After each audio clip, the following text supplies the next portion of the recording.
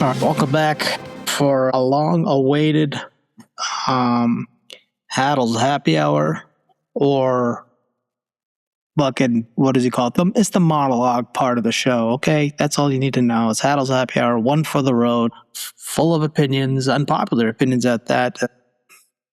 Of course, affiliated with Three Opinions at the Bar. Yours truly is on that with Dirk and Carpenter.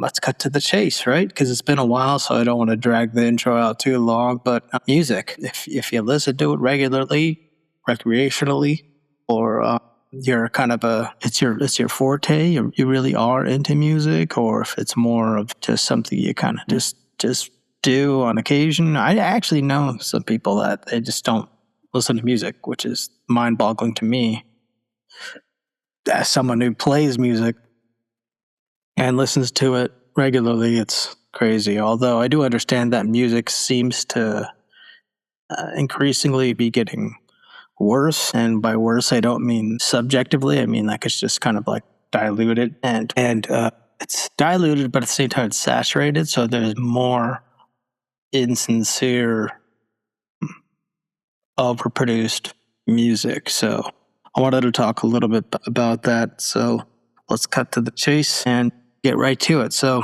welcome back. This is Hadles Happy Hour. Tune into our podcast weekly, Three Opinions at the Bar with Dirk and Carpenter. So I want to talk about modern music. I know people are going to say, well, you're just getting old. It's like, well, that's true. Not getting any younger, for fuck's sake. But maybe every generation eventually decides that the music they grew up with was real music, and everything that came afterward is kind of like a manufactured garbage. Maybe that's what's happening, okay? Because it's like my parents, they didn't like a lot of the music coming out during my generation, but they actually liked a lot of it because they grew up on classic rock, and then I was growing up on grunge, and grunge shared a lot of the classical folk-like components.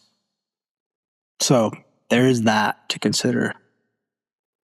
So our parents did it to us. Their parents did it to them. At some point, it just keeps going down. A caveman probably heard another caveman banging two rocks together and said, "Hey, this stuff sucks. What is that? Metal? What is that? Rock music?" Whatever happened to just like banging some sticks together? Or like kicking a log, right? Something like that. I don't know. So yeah, some of this might be age. That's definitely a factor. I'm not denying that. But I also think something genuinely has changed. Because modern music is so perfect that it's boring. Yet everyone seems to like it. It's very weird. And every note can be corrected. Every vocal can be tuned. Every drum beat can be snapped perfectly into a grid. A singer can record one line 20 times, take the best syllable or the best note from each attempt, and then assemble it with these programs to create a perfect performance that never actually really occurred. And you're not always hearing someone sing a song anymore. So when you go see them live, they're just performing that recording. And if they perform it organically live, it sounds like trash. So you're not getting the whole experience of a live show anymore. Sometimes you're hearing basically a computer-generated reconstruction of someone singing a song. So you can't hear the breathing, you can't hear the nuanced stuff in the background. I remember listening to like a Primus album, and on part of the song you could hear like the guitars picking up the guitar, and the volume was on, so it's like, and they could hear the drummer picking up the sticks off the snare, so it's like they kind of rolled off the perimeter of the snare, the metal part, and all that stuff is really cool. All those nuanced little like accidental things, I think, added character to music. So it's all cleaned up, the timing's fixed, the pitch is corrected, the instruments are edited until every beat is precise. And somehow, the more perfect it becomes, the less human it feels. Because human beings do not naturally move in perfect time. We rush drag, our voices crack. Like, I've already made 10 mistakes since I hit record on this thing. Our fingers slide across strings. So yeah, those imperfections tell us something about the person performing. Now they're treated like defects. Like, oh, that sucks, But listen to older recordings. Sometimes the tempo moves slightly, and it's like the singer reacts for a note and barely gets there. Sometimes you hear all these things, an amplifier kind of giving some feedback, or somebody breathe for the next line. And it's like, those are organic expressions. Like when the tempo changes, it's like that means you're really connecting with the people you're playing with. And that's an energy, that's inexplainable energy that's happening. Like you're excited, so the tempo gets excited because it speeds up. So those sounds remind you that those people were actually in the room together. They were reacting to one another, right? So the drummer is following the guitarist is responding to the singer, and the band was not performing alongside a visual grid on a computer screen, right? They were listening to one each other and feeling off one each other. So it's chemistry. And I'm not saying modern musicians have no talent. Certainly, a lot of them do. There's a lot of incredible ones. The problem is that technology can smooth out the differences between incredible musicians, average musicians, and people who simply have the right appearance and marketing team.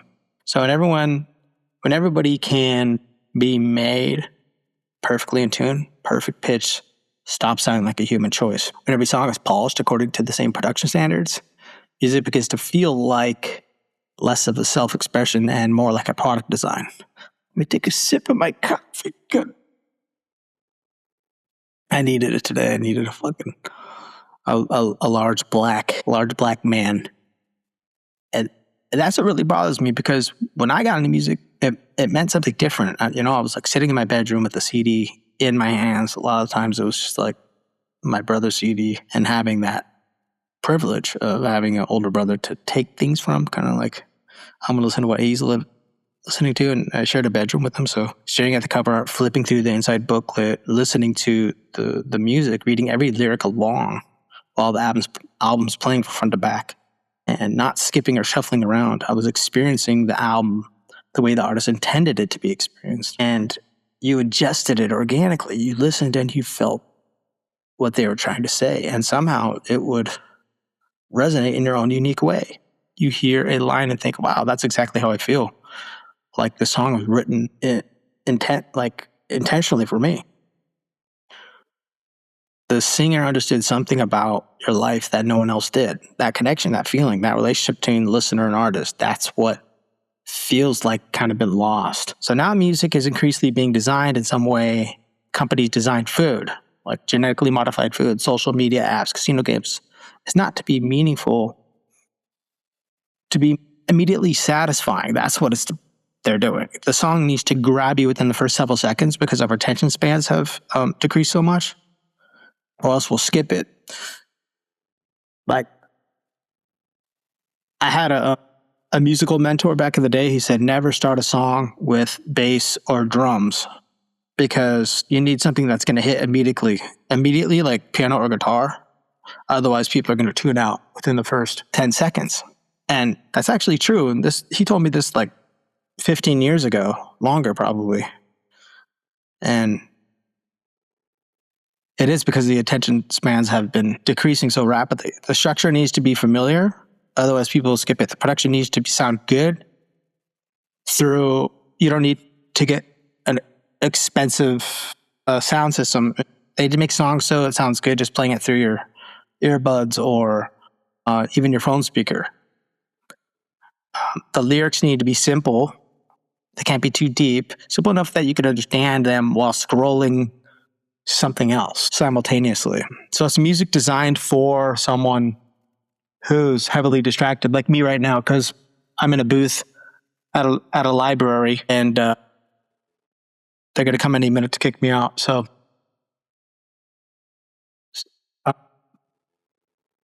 so the industry watches what people replay. They catch on to that. They catch on to the data. They're looking at it, look at what they skip.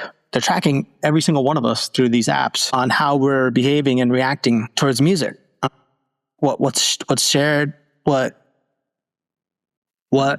part they use in a video, right? If they're making a video, and they're cropping something and editing it, clipping it and putting it into a video, Aphex Twin's in a lot of those, but I don't think anyone knows who the hell Aphex Twin is, really. But you should. So, and they know exactly where you even stop listening, and the information is fed back into the next song. So the audience believes it is choosing. The audience believes it is choosing what becomes popular, but the industry is also studying the audience and manufacturing more of whatever successfully held its attention in the first place. So your taste is being measured while it's being formed. So you are the experiment. And that's the disturbing part, right? Like, because you are a product, so the product, as a product, you are always the experiment as a product. You are the lab mice, right? Or the lab rat. Because what if the algorithm is not merely discovering what you like, actually? What if it's teaching you what to like? What if it's programming you what to like? You know, that's the theory I keep coming back to. So we assume the algorithm is like this passive servant.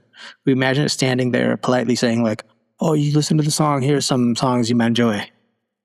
But the algorithm is not only responding to your taste, it's deciding what you're exposed to. It's premeditated.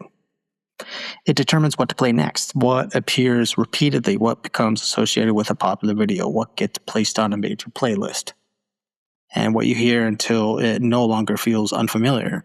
And repeated exposure changes the way some things feel. A song can annoy you the first time, the second time it becomes recognizable, the fifth time you know the chorus, and by the 20th time you may feel nostalgic for a song you never consciously even chose to hear. And then you say, I guess it grew on me. But what does that actually mean? Did the song reveal some hidden artistic brilliance?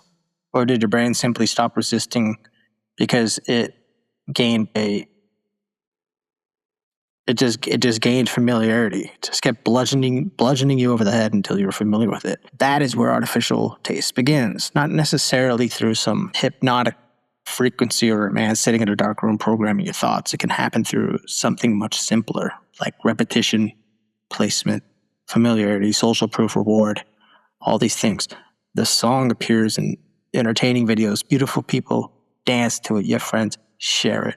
Millions of streams tell you it's important. So all these variables are telling you, well, what am I missing? Like, right? The chorus plays during moments that make you laugh, feel attractive, make you feel better about yourself, feel included, or feel emotionally moved. Eventually, the pleasure surrounding the song becomes attached to the song itself, right? But it's not the song. You may sincerely experience enjoyment, but the question is whether the enjoyment developed organically or whether it was cultivated through controlled exposure. And once the platform learns what holds your attention, it can repeatedly feed you slightly modified versions of the same emotional formula, the same rhythm, right? Production choices, vocal style, the same predictable rise before the chorus, right? There's always that predictable like bridge. Electronic music does it very well. It's very predictable. The same moment designed to be clipped for a video, because a song is not valuable if it doesn't have any clippable parts to it, right? It needs some bars. It needs to have like a few bars that are very clippable, because that makes it more valuable. Over time, your brain learns these patterns, and you begin anticipating the reward circuitry before it even arrives. So once that happens, music does not follow the formula. Music that does not follow the formula can start to feel wrong. I think it could feel too slow, too quiet, too complicated, too uncomfortable, too boring. Not because it's actually boring, but because it's not delivering the stimulation that you have been trained to expect. That is what I mean when I say the algorithm may be rewiring people's tastes, not rewiring the brain like science fiction. It's just conditioning it. But it is kind of rewiring the neuroplastically, like the neuroplasticity of the brain. It's doing that, I think, neurologically. But it's not like completely like rewiring your brain in the sense that you might think. But just teaching it which sounds signal an immediate reward and which sounds are not worth the patience. Like, no one's sitting around no one's putting on Godspeed You Black Emperor and like doing the dishes, or So and the strange part to me is like that person being conditioned still experiences the preference as completely personal. They say, this is my taste, but is it? I don't know. I don't think so. How much of your taste did you actually discover? How much of it was placed in front of you often enough that it eventually became what you think you discovered because it became comfortable? This guy's watching like creepy 3D videos or something. I don't know. Anyways, yeah. I mean, when we think, we like to think musical taste comes from somewhere deep inside us. We say, this is simply what I like. This is what resonates with me. But how many mediocre songs eventually become enjoyable because we heard them in stores, videos, commercials, playlists, television shows, sporting events, social media clips 50 times, right? There's a reason companies pay to play songs everywhere. Familiarity starts to feel like quality, and popularity starts to feel like proof. You hear something enough times, and eventually your brain says, well, I guess this is music now. And there's another layer to it. The algorithm does not show you the music. It shows you everybody else appearing to love music. You see the stream count, a chart position, the comments, the dance trend, a celebrity endorsement, the sold out show. You are surrounded by evidence that this song actually matters. And human beings are social animals. So we are influenced by what other people appear to value, even when we believe we are independent thinkers. So the song is not entering your mind alone. It arrives with an entire manufactured atmosphere of importance. You are not simply hearing a chorus. You are hearing a chorus that the entire culture has apparently agreed is important. And refusing to participate can make you feel like you are missing something. That does not mean everyone who enjoys popular music is lying.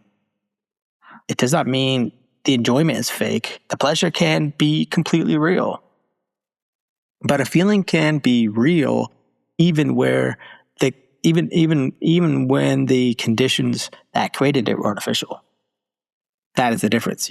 You can sincerely enjoy something you are subtly trained to enjoy. It is the musical equivalent of eating highly processed foods. At first, it tastes exciting because it's just engineered to hit every pleasure center immediately of our taste buds. Then after consuming enough of it, natural food becomes to seem bland. Well, that might be another topic for another time. Yeah, that might be a topic for another time. But the same thing can happen with music. When your ears become accustomed to enormous bass, flawless vocals, compressed volumes, and endless layers, predictable drops, and constant simulation, a human being playing a guitar in a room can start to sound kind of lame, right? Sounds like it's missing something. Not because it is missing anything, but just because your ears have been trained for something else. That is basically, they've been rewired to, the reward system has been rewired to expect too much. And older music requires a lot of attention. A song could begin slowly, it builds for several minutes, and the crescendo doesn't even happen to the end or the middle of the song a lot of the time. It could contain strange sections of instrumentation, long instrumental passages, guitar solos, uncomfortable sounds like dissonance, which makes the beauty even more beautiful, I think, because you had to go through the dissonance to get there, or lyrics that were not immediately obvious. They're very poetic and philosophical to where they aren't like immediately understandable. So now the listener often has to be rewarded instantly. They don't have to go through that. They don't have to go through that process. And I understand why. There is more music available than any person could hear in a lifetime. Every artist is competing against every song ever recorded, every podcast, every video, every game, and every notification on your phone. There's more music available than we could ever imagine. But when musicians constantly adapt themselves to shrinking attention spans, the music helps shrink those attention spans even further. So it becomes a sort of cycle. The audience becomes less patient, so the art becomes less demanding. The art becomes less demanding, so the audience becomes less patient. And it's just like this back and forth, vice versa type thing. And eventually we're not listening to songs. We're just consuming sound bites. And that's what this is. And artificial intelligence will push this even further, I think. So soon companies will need to discover a unique artist and hope people connect with them. They will be able to generate the voice, personality, lyrics, tempo, chord progressions, production, most likely to appeal to a certain demographic. And not just a demographic, a specific demographic. Eventually, an individual. Music will become personalized advertising for itself. A song created for your age, your mood, your browsing habits, your political identity, your workout routine, your romantic situation. It's already happening through playlists, but now they're going to have direct AI songs that are created by not people, but programmers and engineers to make songs that go directly to the individual for how they feel that very moment. And it's not even a real person. It's just a bunch of engineers in a studio creating it through AI for you directly, straight to your phone. So whatever your emotional weakness, the algorithm will detect it on a Tuesday afternoon. You'll have it. Imagine a system knows you're feeling lonely before you admit you're lonely, and then it knows which vocal tone to make you feel understood. It knows which chord progression that keeps you listening and feeling and involved and intrigued. It knows exactly the moment you usually skip a song, just to entice you enough so you don't skip it. It knows what lyrics make you comment, share, cry, work out harder, text somebody. Maybe text somebody you shouldn't text. At that point, is the song expressing something, or is it just operating you? Are you being controlled by the song? It might sound amazing. It gives me chills just thinking about it. You may genuinely love it, but that does not necessarily mean it will mean anything, because emotional stimulation is not the same as human connection. Meaning does not come from technical perfection or perfectly targeted psychological triggers.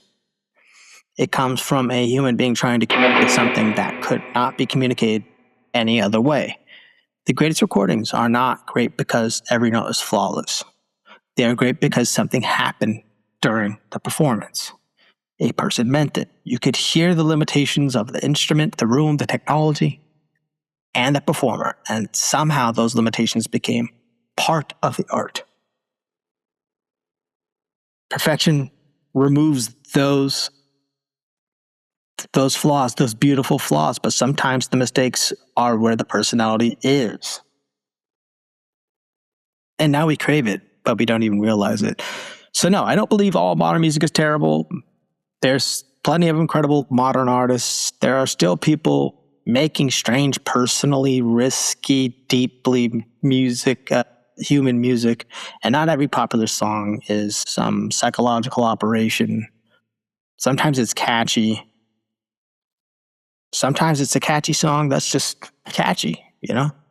I understand there's always been kind of like pop music. It's been around for a long time. But increasingly, you have to search for genuine artist expression beneath this huge layer of content designed not to move you, challenge you, or stay with you, but simply to keep you from pressing skip. And maybe that's the actual difference. The music used to ask, what are we trying to say? Now, more often it asks, what will keep them listening? What will conform them? What will make them keep listening? And eventually, what can we make them believe they actually like or think they like? Those questions can sometimes produce the same answer. They usually don't. I'm Hadles. This is a monologue in a box in a cell. Hell in a cell.